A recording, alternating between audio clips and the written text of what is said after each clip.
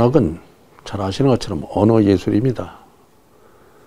어느 분야 못지않게 우리 말을 잘 가꾸고 다듬어야 될 사람들입니다. 그리고 실제로 문학작품은 언어의 보고라고 말할 수가 있습니다. 문학작품 안에 좋은 어휘들이 참 많이 있습니다.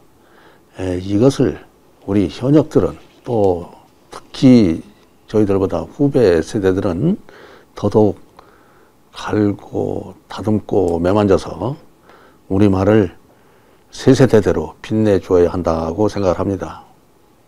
네, 저도 학교에서 오래 근무를 하다가 보면 국어 선생으로 근무를 하다 보니까 학생들이 이제 가시로 자꾸 외래어라든가 이런 걸 많이 씁니다. 그래서 그걸 여러 번 지적을 하고 고쳐주기도 하고 그랬는데요. 학교에서도 물론 그런 걸 바로 잡아야 되겠지만 사회 여러 단체에서 우리말을 쓰도록 유도를 많이 하는 것이 참 좋을 것 같다는 생각을 하고 있습니다. 그런데 이제 이게 이제 우리말을 사용하는 것에 대해 이게 좀 복잡한 것 같아요. 우선 이제 우리말을 잘 쓰는 건 좋은데 언어가 또 소통에 문제가 있는 거니까 문학이 독자가 또 잘 읽어줘야 되는데 내게 지금 정확히 작품은 떠오르지 않는데 우리 선배 작가 중에는 아예 우리 순우리말로 소설 쓰신 분도 계셨잖아요. 밑에다 사전처럼 주도 달고 별 호응을 못 얻었어요. 작품 참 좋았는데 이런 것처럼 이제 쌍방 소통이 이루어지는 언어가 돼야 되는데 너무 혼란스럽게 와 있지 않냐. 그 이제 문학뿐만 아니고 교육 전반적으로 우리말이란 좀 새로운 어떤 것을 가져와야 된다고 저는 생각을 합니다. 얼마 전에 보니까 이제 나이 드신 분은 간판도 잘 모른대요. 간판을 전부 다 이제 외국말로 다 해놨고 커피숍은 아예 한국말로 쓰면 안 갑니다. 뭐 이도롱 찻집 이름 가겠습니까? 안 가잖아요. 그러니까 무조건 이제는 사회의 어떤 그 분위기가 외래어를 써야 고급인 줄 알게 바뀌어져 있어가지고 이런 그 문화의 어떤 그 이런 여러 가지 풍토조차 이거 먼저 바꿔야 된다 이런 생각을 저는 듭니다. 예, 그 맞습니다. 말은 시대에 따라서 변합니다. 그런데 우리가 아무리 좋은 약이라도 많이 먹으면은 탈이 나죠.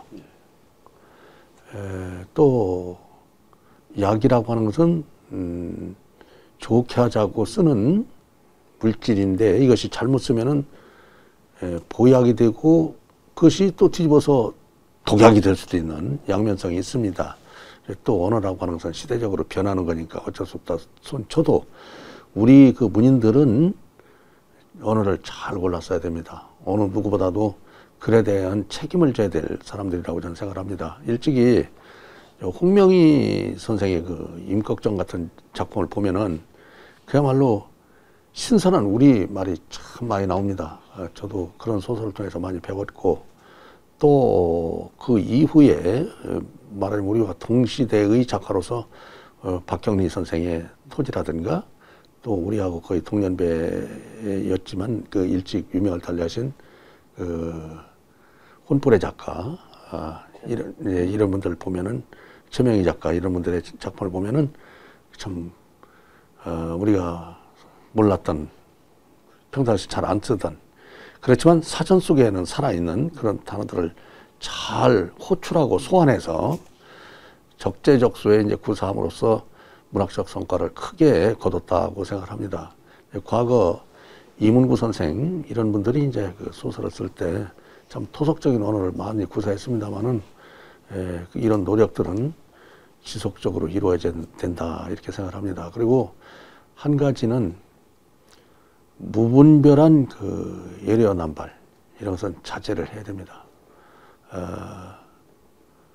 특히 그 TV에서 지식인들이 나와서 또는 정치인들이 나와서 토론하고 할 때는 저렇게 안 해도 될 텐데 왜 자꾸만 그 예리어를 갖다 찍어다 붙이는지 뭐 어젠다가 어떻다는 둥, 뭐 패러다임이 어떻다는 둥 해가면서 얘기를 할 때마다 거부 반응이 오거든요. 영어의 끝이 TIC, 틱으로 끝나는 거 그것을 적으로 바꿨어요. 로맨틱하면 낭만적, 드라마틱하면 극적, 판타스틱 하면은 환상적 이렇게 바꿨어요. 그 어미의 TIC는 전부 적입니다. 네. 그래서 그런 언어가 들어오기 전에 우리나라에서 적이라고 쓴 적이 없어요. 없죠. 예, 물론 이 적자가 표적 적자이기 때문에 네. 예, 관역이란 뜻으로 목적 같은 이제 보통 명사가 없는 것은 아닙니다만은 무슨 말하자면 낭만적, 예? 극적, 환상적 이런 적을 쓴 적이 없어요. 갑을경장 이전에는 없어요. 맞습니다. 그죠? 네. 그러면은 이런 새로운 문명이 들어왔을 때 언어를 다루는 전문가들이 한번 모여서 지혜를 모아서 보다 더 진실에 근접하고 보다 더 아름다운 언어를 만들어낼 수 있다면은 금상첨화가 아닐까 이런 생각을 합니다. 아무리 시대에 따라 언어가 바뀐다 할지언정 무분별한 남용은 좀 우리가 자제해야 되겠다 이런 얘기고요. 그렇다고 해서 어려운 단어들도 아주 쓰지 말자는 얘기는 아니고요. 그 어려운 단어가 아니라 하더라도 적절히 표현할 수 있는 말이 있었다. 그러면 그것을 찾아 쓰자. 국립국어원 같은 데서 우리 문협회 같은 데다가 문협회다가 이런저런 사안이 생겼을 때 의견을 구하는 그런 일이 있었으면 참 좋겠다 하고 생각을 하는데 지금까지는 그런 일이 없었습니다. 예, 그게 문제입니다. 물론 저는 그 개인 자격으로 국립국어원의 말다듬기 위원회를 몇 년 했습니다. 가서 제 나름대로 의견 개진도 하고 또 이런 것은 이렇게 했으면 좋지 않겠느냐 하는 건의도 하고 했었습니다만은 그 중에는 관철이 된 것도 있고 물론 안 된 것도 있습니다만은 우리 문학인들한테 자문을 구한다든지 우리 문인들한테 무슨 용역을 준다든지 그렇게 하는 것도 하나의 방법이 아닐까 싶습니다. 아무리 시대에 따라 언어가 바뀐다 할지언정 무분별한 남용은 좀 우리가 자제해야 되겠다 이런 얘기고요. 그렇다고 해서 어려운 단어들도 아주 쓰지 말자는 얘기는 아니고요. 그 어려운 단어가 아니라 하더라도 적절히 표현할 수 있는 말이 있었다. 그러면 그것을 찾아 쓰자. 길으니까 딱 두 가지만 예를 들어보겠습니다. 과거 도로교통법에 노견이라는 말이 있었습니다. 그거 이어령 선생님도 이제 관여를 하셔서 갓길로 바꿨습니다. 좋지 않습니까? 노견보다는 갓길이 훨씬 낫거든요. 예, 그 다음에 장애라는 말이 있습니다. 요즘은 흔히 걸림돌이라고 쓰지 않습니까? 장애보다는 걸림돌이 훨씬 더 부드럽고 순하고 좋지 않습니까? 그 다음에 개념도 얼른 잡히고요. 이런 것을 좀 찾아 쓰자. 또 우리가 개발을 하자. 이 참 언어의 우리 순수성을 지킨다는 거는 어떤 의미에서 이 정답도 사실 없는 것 같아요. 없고 약간 이제 우리가 외려 들어서 어떤 우리가 뭐 구성을 풀어시라고 그러든지 이런 거는 이건 얼마든지 고치죠. 특히 우리가 이제 인쇄나 저도 우리 이 사람도 마찬가지지만 젊은 시절에는 편집, 인쇄 쪽에 많이 있었기 때문에 그 인쇄 모든 용어는 이럽니다. 왜냐면 기계가 일본에서 들어왔고 또 그 편집 자체의 일들을 거기서 배워와서 한동안 거기 종사하는 분이 전부 다 그 건축 쪽도 그렇고요. 지금 순화되었습니다. 그렇죠. 이 선생님이 얘기했던 적도 맞습니다. 그것도 맞습니다. 번역이 왔고 그렇죠. 배운 사람들도 계속 그래서 애초에 들어올 때 그거를 통일해서 뭔가 우리말로 바꿔서 할 수 있는 그런 시스템이 있었으면 바꿨을 거예요. 그죠? 그걸 할 수 없으니까 바로 그대로 써버렸으니까. 요새 보면 특히 젊은 사람들이 작품을 쓸 때 시적에도 많이 그렇습니다. 그냥 이렇게 평범한 언어 쓰면 잘 저거 하니까 강조를 하기 위해서 외래어라든가 외국어를 일부러 섞어 쓰는 경우가 많더라고요. 그래서 그게 바람직하지 않은데, 그래서 저는 이제 사람들한테 작품을 쓸 때 사전을 옆에 갖다 놓고 써라. 그러면서 찾으면 언어 어휘력이 많이 풍부해진다는 말을 많이 해주거든요. 그래서 실제로 작가들이 작품을 쓸 때는 사전을 갖다 놓고 뭐 어휘를 모르면 정확하게 찾아 쓴다든가 이런 노력이 필요할 것 같습니다. 김유정 소설가 잘 아시죠? 많은 독자들로부터 사랑을 받는 작가입니다. 이분이 1908년생이시고 1939년에 돌아가셨는데 이분은 그 산골 나그네부터 시작해서 봄봄 동백꽃 주옥 같은 작품을 많이 쓰셨는데 이분 소설에는 한자가 하나도 없습니다. 없습니다. 한번 유심히 보십시오. 제목에도 한자가 없고 지문에도 없고 한자가 없습니다. 전체적으로 없어요. 가로 안에 한자 말이 없어요. 그러니까 이 왜 새삼 김유정, 이효석 그 시대 이제 같은 강원도 분들이잖아요. 그 이제 이효석 선생은 평창이고 이제 그 또 이제 월북한 이태준은 철원이고 김유정은 이제 그 춘천이고 그래서 김유정 문학촌이 조성되어 있습니다만은 거기는 이제 홍천하고 가까운 지점이기도 하죠. 근데 이분은 참 선각자였다. 그래서 지금 읽어도 소설이 신선한 거예요.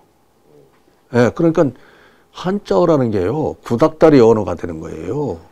그 이제 아까 좋은 지적을 하셨는데, 혹자는 말이죠, 자기가 유식한 채 하기 위해서 이상하게 어려운 말 같은 걸 찍어다 쓰거든요. 그 적절치 않다고 봅니다.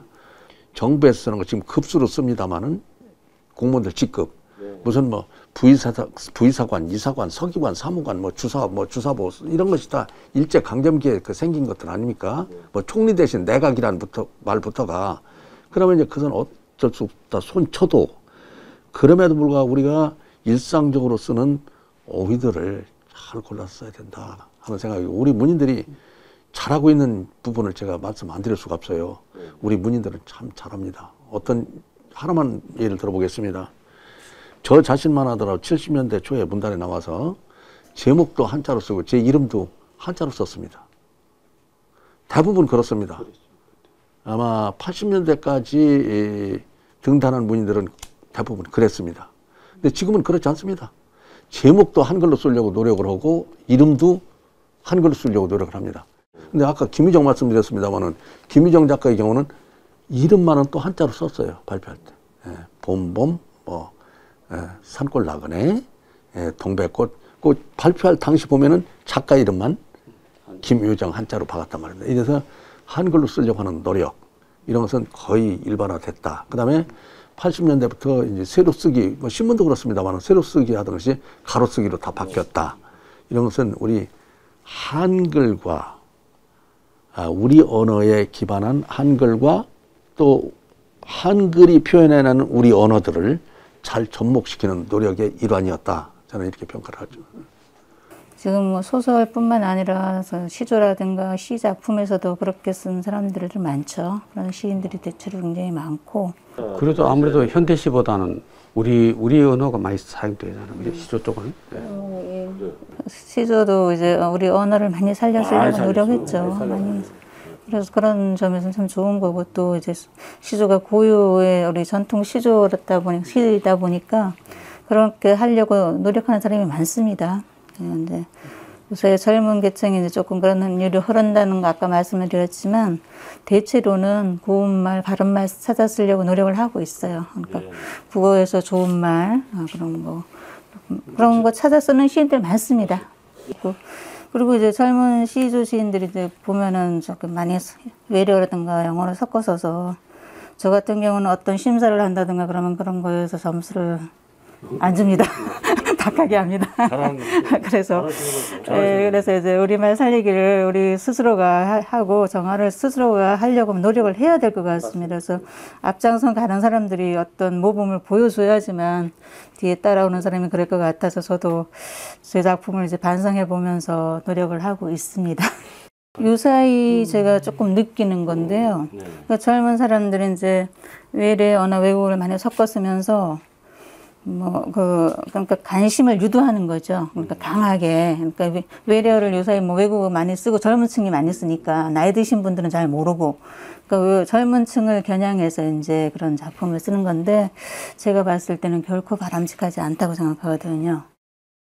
아름다운 우리말을 찾아 써야 돼요. 그리고 이제 아까 문화가 이제 변하면서 시대가 변하면서 말이 변한다. 내가 에레어를 안 쓰려고 지금 고민하다가 한 번만 딱 쓸게요. 말이 가진 뉘앙스라는 말이 있어요. 그지? 뉘앙스. 여자하고 여성하고 다가오는 뉘앙스가 다르거든요. 또 쓰임새도 다르고. 그죠?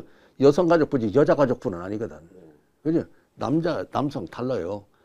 그 뉘앙스라는 거 그것 때문에 우리 문인들이 많이 고민을 해야 하는 거예요. 그지? 어떻게 다가갈 것인가 이게 고민하는 건데 그래서 그 언어의 맛과 색깔 이거 하나만 찾아내기 위해서 고민하는 사람들이 문인들인지라 무슨 새로운 어떤 언어를 만들고 할 때 우리 문협회라든지 이런 데 유관기관에서 자문을 구해오고 한다면은 우리가 중지를 모아서 좀 아름다운 걸 말이에요. 찾아내는 노력을 함께 했으면 매우 바람직하겠다 이런 얘기입니다.